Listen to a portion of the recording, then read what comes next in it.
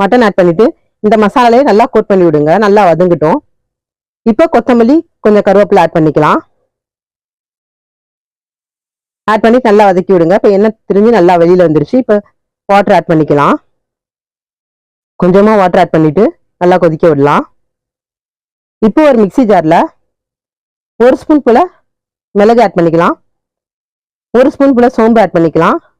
ஒரு 6-7 முந்திரி ஆட் பண்ணிக்கலாம். 1/4 மூடி போல தேங்காய் ஆட் பண்ணிக்கலாம். 3/4 ஸ்பூன் போல கசகசா ஆட் பண்ணிக்கலாம். இது எல்லாத்தையும் நல்லா ஃபைன் பேஸ்ட் அரைச்சு எடுத்துக்கலாம். ஃபர்ஸ்ட் குறை அடிச்சுக்கோங்க. அப்புறமேட்டு வந்து தண்ணி சேர்த்து நல்லா ஃபைன் பேஸ்ட் அரைச்சிக்கோங்க. இப்போ இதை வந்து இதுல டிரான்ஸ்ஃபர் பண்ணிக்கலாம். இப்போ நல்லா கிளறி விடுங்க.